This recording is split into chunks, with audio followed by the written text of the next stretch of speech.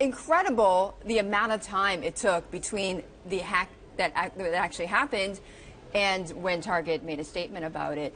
Do we know why they were asleep at the wheel here? Well, that's really the big mystery. So unlike many retailers which don't have sophisticated malware detection systems, Target actually went to the trouble of spending $1.6 million for FireEye. Now, FireEye is a system and a company. It was actually created, invested in by the CIA, and FireEye systems are used by militaries around the world, intelligence agencies around the world. So Target did the right thing at first by setting up this system. Right, they had this in place a year ago, right? A year ago, okay. And it's been sitting there, and they also employ a group of people in Bangalore who monitor the system, and they ping Minneapolis the moment they see anything suspicious. So the system worked. FireEye detects the malware the moment that the hackers had gone in and tried to establish an escape route for their data. FireEye spots it. Bangalore gets the alert. Bangalore sends it to Minneapolis. And we asked Target to respond specifically to the question, what happened? Right. And what we got back was a statement from the CEO, who's understandably, there are nearly 100 lawsuits in this case. There's a limit to what they can say. They didn't respond directly. So that is the key question here, is why did it go unresponded to? But there's actually a second layer here, which is that FireEye has the ability, there's a setting to automatically eradicate any malware it detects. For some reason in this case, our reporting tells us that Target had turned off that setting. Really? Yeah. And so is that unusual, Josh? So there are people who use FireEye who say that they have very sophisticated security monitoring teams and that they want the decision about eradication of malware in the hands of the people, not in the system. So it's not necessarily unusual. It's just that there were two opportunities here where they could have actually stopped it. And so clearly, because there was a lag of almost 2 weeks before the federal government alerted to Target, we found no one who said that this was any sort of cover-up. It's just gross incompetence. Well, what I found fascinating reading this article is that, what your reporters uncovered is that this was actually a very run-of-the-mill operation, right? This is not a special type of cyber attack on a company. That's right. This is actually a pretty normal hack. So basically, the hackers inserted a bit of malware, which is bad software, at the cache point. So as soon as you swipe, they basically get your data, it goes through, but they get your data, and they send it off to a storage server, a dump server, where they hold on to it and eventually export it to safer servers for them. This thing kind of goes on all the time. This isn't a particularly sophisticated hack. And the hacker in this instance, and we do now know a lot more about the possible identity of the hacker. The hacker in this instance actually made a ton of mistakes. Leaving clues to identity behind. Is this Rescator, the person who goes by the code name Rescator? Yeah, there's someone by the name Rescator.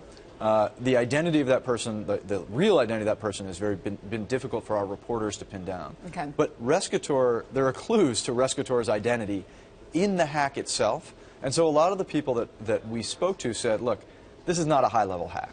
And the fact is, most likely it was carried off by a group, and Rescator was low-level within that group.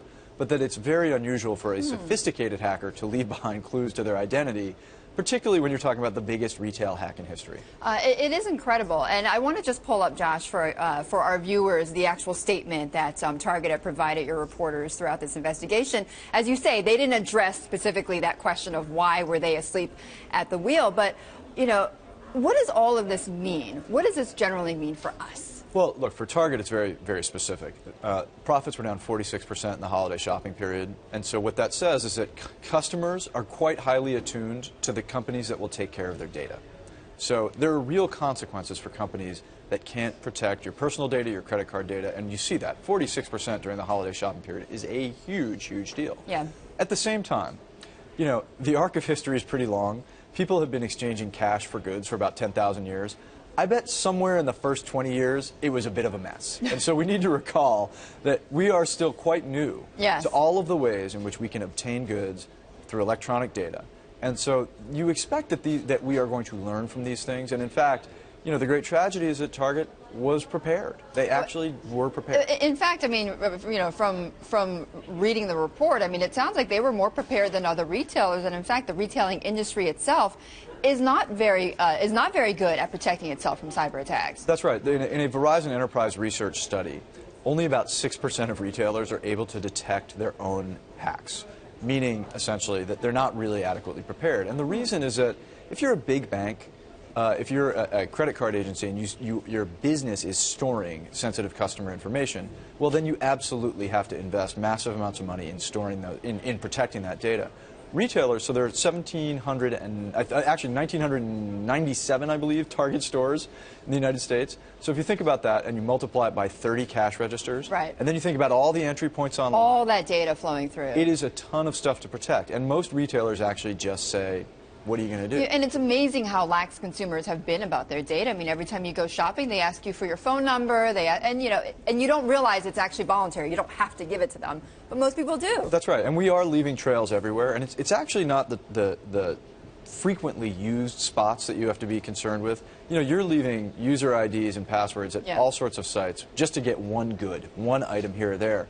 And then you maybe get the email, and then you begin to forget about it. And so there are bits of your personal identification and access points all across the web. And the key thing here is get rid of them. Did you get any sense that Target's learned their lesson? It's hard for us to know. I mean, I'm very sensitive to the fact that when we came to them with everything we were reporting, they have nearly 100 lawsuits to protect themselves from. There's a limit to what they're going to be able to respond to. We did ask them to participate in the story. They politely declined and issued the statement. So it's hard for us to have any insight into what they've learned and how far they're going to go in trying to secure their systems in the future.